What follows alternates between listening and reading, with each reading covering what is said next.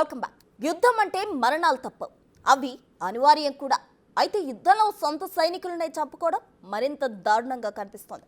Ukraine Russia యుద్ధంలో ఇప్పుడు ఇదే ట్రెండ్. అవును, శత్రు దేశానికి ఎక్కడ సరెండర్ అవుతారో అనే ఉద్దేశంతో ఉక్రెయిన్ రష్యాలు తమ సొంత సైనికులను చంపుకుంటున్నాయి. తాజాగా రష్యాలో యుద్ధ ఖైదీగా ఉన్న ఉక్రెయిన్ సైనికుడు ఒకరు ఈ విషయం బయటపెట్టగా ఆ తర్వాత రష్యాకు చెందిన సైనికులు కూడా కమాండర్లు సొంత సైనికులను చంపుతున్నారంటూ చెప్పారు. ఇక్కడ రష్యా కంటే ఉక్రెయిన్ సెల్ఫ్ కిల్లింగ్ అనేది మరింత ప్రత్యేకంగా కనిపిస్తుంది.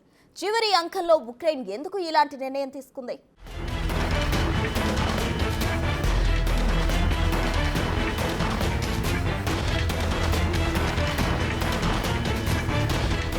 ఉక్రెయిన్లో రష్యా యుద్ధం మొదలై దాదాపు 3 సంవత్సరాలవుతుంది. అతిపెద్ద దేశమైన రష్యా పైన చిన్న దేశం ఉక్రెయిన్ ఇంతకాలం యుద్ధం చేయడం నిజంగా ఆశ్చర్యం కలిగించే అంశమే. అయితే దీనికి ప్రధానంగా ఉక్రెయిన్ సైన్యంలో ఉన్న ఆత్మవిశ్వాసం, పోరాట పటిమ, అంతకు మించిన దేశభక్తి. స్వతంత్రంగా ఉండాలన్న దేశాభిమానం కోసం ప్రాణాలు ఇవ్వడానికి ఏ సైనికుడు వెనుకాడడు. అయితే ఇక్కడ పరిస్థితి వేరుగా ఉంది. 3 ఏళ్ల నుండి యుద్ధం చేసి అలసిపోయిన సైనికులకు ముగింపు కూడా తెలియకపోదు. అందులోనూ నిన్నటి వరకు అమెరికా, యూరోప్ల నుండి ఆయుధ సాయం సమృద్ధిగా అందింది. అయితే 2 నెలల క్రితం అమెరికాకు అధ్యక్షుడిగా డొనాల్డ్ ట్రంప్ పదవి చేపట్టిన తరువాత కథ అడ్డం తిరిగింది. యుద్ధంలో చివరి వరకు ఉక్రెయిన్ కు సపోర్టుగా ఉంటుందనుకున్న అమెరికా మిడిల్ డ్రాప్ అయింది. రష్యాతో సంధికి సై అంటేనే ఎలాంటి సాయమైనా అందుతుందని ట్రంప్ నిర్మోహమాటంగా చెప్పేశారు. దీనితో వార్ గేమ్లో చేంజ్ వచ్చింది.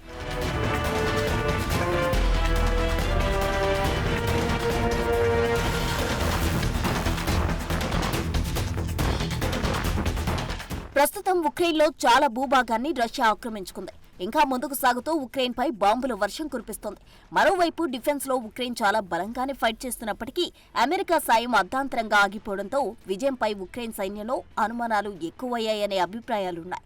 ఈ నేపథ్యంలో ఉక్రెయిన్ నుండి సైనికులు లొంగిపోవడం జరిగితే అది ఉక్రెయిన్కు నష్టం చేకూర్చడంతో పాటు లొంగిపోయిన వారిని చూసి మరింత మంది సైనికులు లొంగిపోయే ప్రమాదముంది. ఇది ఉక్రెయిన్ ఓటమికి కారణమవుతుంది. అంతేకాక ప్రస్తుతం జరుగుతున్న సంధి చర్చల్లో ఉక్రెయిన్ ఎలాంటి డిమాండ్ చేసే అవకాశం కూడా ఉండదు. కాబట్టి తన సైన్యం చివరి శ్వాస వరకు ఉక్రెయిన్ కోసమే పోరాడాలని ఉక్రెయిన్ సైనిక కమాండర్లు భావిస్తున్నారు. కానీ కొంతమంది సైనికులు దీనికి భిన్నంగా లొంగిపోవాలని అనుకుంటే వారిని ఉక్రెయిన్ కమాండర్లే కాల్చి చంపుతున్నారని సంచలన విషయం బయటపడింది.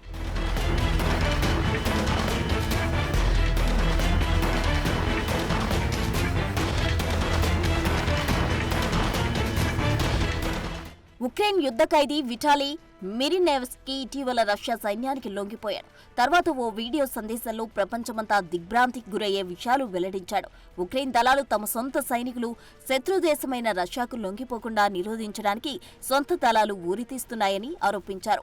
మిరినేవ్స్కీ చెప్పిన సమాచారం ప్రకారం ఉక్రెయిన్ కమాండర్లు తమ సొంత సైన్యంలో సైనికులను చంపేస్తున్నట్టు బహిర్గతం చేశాడు.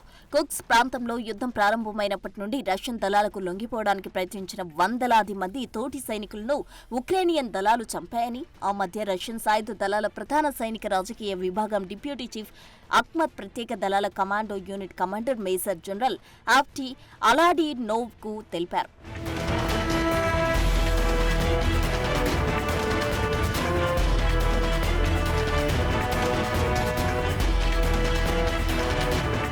అయితే ఇప్పటికే రష్యా బందీలో ఉక్రెయిన్కు చెందిన డజన్ల కొద్దీ సైనికులున్నారు. ఇక 3 ఏళ్లుగా కొనసాగుతున్న యుద్ధంలో విసిగిపోయిన మరికొంతమంది సైనికులు కూడా రష్యాకు లొంగిపోదామనే ఆలోచనలో ఉన్నట్టు రష్యా చెబుతుంది.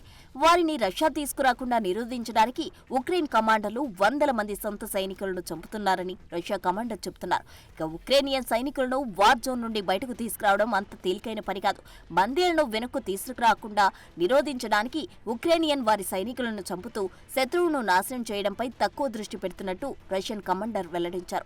రష్యా రక్షణ మంత్రిత్వ శాఖ వివరాల ప్రకారం కుక్స్ ప్రాంతంలో జరిగిన యుద్ధంలో ఉక్రెయిన్ కు చెందిన 12,200 మందికి పైగా సైనికులు మృతి చెందారని, 96 ట్యాంకులు కోల్పోయారని తెలుస్తోంది. అయితే ఉక్రెయిన్ కమాండర్లు తమ సొంత సైనికులను చంపుకోవడంపై అంతర్జాతీయంగా తీవ్రమైన చర్చ నడుస్తోంది.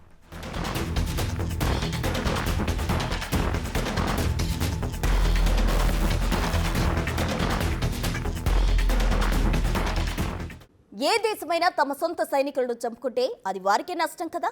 మరి ఉక్రెయిన్ కమాండర్లు అలా వారి సొంత సైనికులను ఎందుకు చంపుతున్నారు? దీనికి కూడా రష్యా అధ్యక్షుడు పుతిన్ హెచ్చరికల ప్రభావం బలంగా ఉందని తెలుస్తోంది.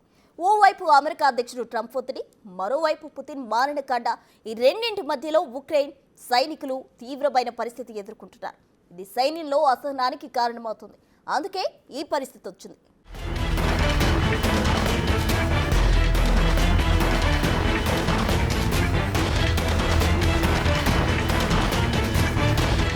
ఉక్రెయిన్ కమాండర్లు తమ సొంత సైనికుల్ని చంపటానికి రష్యా అధ్యక్షుడి హెచ్చరికలు కూడా కారణమని తెలుస్తోంది. ఉక్రెయిన్ దేశం తన పశ్చిమ కుర్స్క్ ప్రాంతంలో ఉక్రేనియన్ సైనికులను రష్యాకు లొంగిపోవాలని ఆదేశిస్తే వారి ప్రాణాలు పోకుండా ఉంటాయని రష్యా అధ్యక్షుడు పుతిన్ ఇటీవల వ్యాఖ్యానించారు. అయితే అమెరికా అధ్యక్షుడు డొనాల్డ్ ట్రంప్ ఉక్రెయిన్లో ఊచకోత ఆపాలని పుతిన్ని బహిరంగంగా కోరిన తర్వాత ప్రెసిడెంట్ పుతిన్ ఈ వ్యాఖ్యలు చేశారు. అయితే కుర్స్క్లో ఉక్రెయిన్ బలగాలను రష్యా చుట్టుముట్టిందనే వాదనను ఉక్రెయిన్ తీవ్రంగా ఖండించింది. ఈ వాదనను రష్యా కంటున్న కలగా ఉక్రెయిన్ అభివర్ణించింది. అయితే ఉక్రెయిన్ అధ్యక్షుడు జెలెన్స్కీ మాట్లాడుతూ ఉక్రేనియన్ దళాల పరిస్థితి చాలా కష్టంగా ఉందని వెల్లడించారు. పూర్తిగా చుట్టుముట్టబడి అత్యంత బలహీనంగా ఉన్న వేలాది మంది ఉక్రేనియన్ల ప్రాణాలను కాపాడాలని రష్యా అధ్యక్షుడిని కోరినట్లు యుఎస్ ప్రెసిడెంట్ ట్రంప్ తన సోషల్ మీడియాలో పేర్కొన్నారు.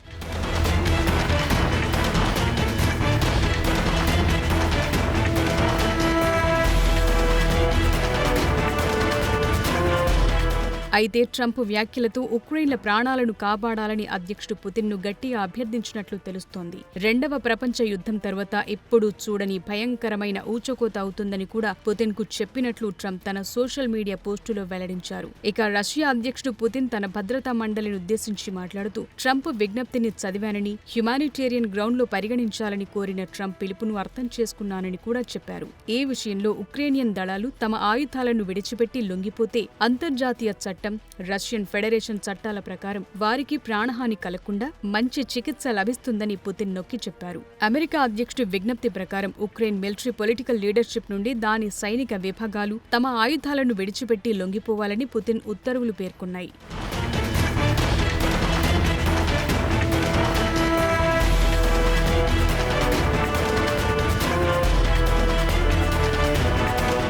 అయితే రష్యా ఆక్రమించుకున్న కుర్స్క్లోని ఉక్రేనియన్ దళాలు ఇటీవలి రోజుల్లో పెరుగుతున్న ఒత్తిడితో బాధపడుతున్నాయి. ఈ 3 ఏళ్లలో రష్యా ఉక్రెయిన్లో చాలా భూభాగాన్ని స్వాధీనం చేసుకుంది. రష్యన్ దళాలు కుర్స్క్ను ఎదుర్కొంటున్న సుమి ప్రాంతంలోని ఉక్రేనియన్ భూభాగంలోకి కూడా సరిహద్దును దాటాయి. ఈ నేపథ్యంలో 30 రోజుల తాత్కాలిక కాల్పుల విరమణ కోసం అమెరికా చేస్తోన్న ప్రతిపాదనలు అంగీకరించడానికి సిద్ధంగా ఉన్నామని ఉక్రెయిన్ చెప్పింది. పుతిన్ కూడా కాల్పుల విరమణకు సహకరిస్తానని అన్నారు. అయితే కాల్పుల విరమణకు అంగీకరించే ముందు కొన్ని షరతులు కూడా ఉన్నాయని రష్యా తెలిపింది.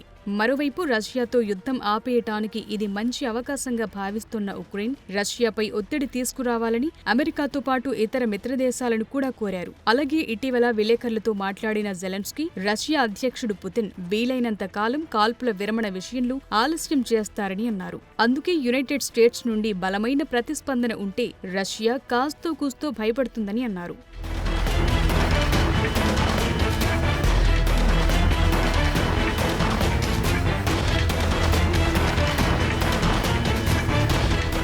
అయితే ఇటీవల రష్యా ప్రతినిధి డిమిత్రీ పెస్కోవ్ విలేకరులతో మాట్లాడుతూ ఉక్రెయిన్ నాటోలో చేరటానికి ఈ సంధిని ఉపయోగించుకుంటుందని ఆందోళన వ్యక్తం చేశారు. ప్రెసిడెంట్ పుతిన్ కి కూడా దీనిపై సందేహాలున్నాయని అన్నారు. అయితే అది జరగకుండా ఉంటుందని ట్రంప్ ఇచ్చిన హామీల ద్వారా అర్థమవుతుందని, అందుకే పుతిన్ కూడా అమెరికా అధ్యక్షుడు ట్రంప్ వైఖరికి మద్దతిస్తున్నట్లు చెప్పారు. ఇక యుద్ధం ఆగాలంటే ఉక్రెయిన్ నాటోలో చేరాలనే ఆశయాలను వదులుకోవాలని, రష్యా తనదిగా చెప్పుకుంటున్న 4 ఉక్రెయిన్ ప్రాంతాలను పూర్తిగా రష్యా నియంత్రణ ఇవ్వాలని, ఉక్రెయిన్ సైన్యాన్ని పరిమితం చేయాలని రష్యా నుండి ఉన్న డిమాండ్లను పెస్కోవ్ స్పష్టం చేశారు.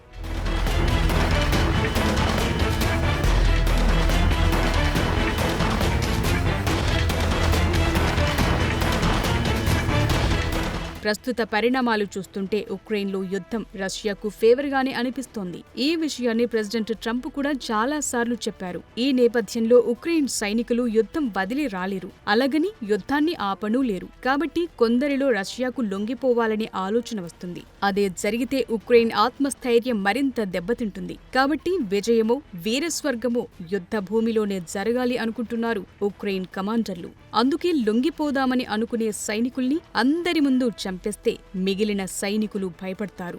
చస్తే యుద్ధం చేస్తూ చనిపోదామని ఫిక్స్ అవుతారు. అందుకే ఉక్రెయిన్ సెల్ఫ్ కిల్లింగ్ ఎంత హృదయ విదారకమో అంతే యుద్ధ వ్యూహంగా పరిగణించాల్సి వస్తుంది.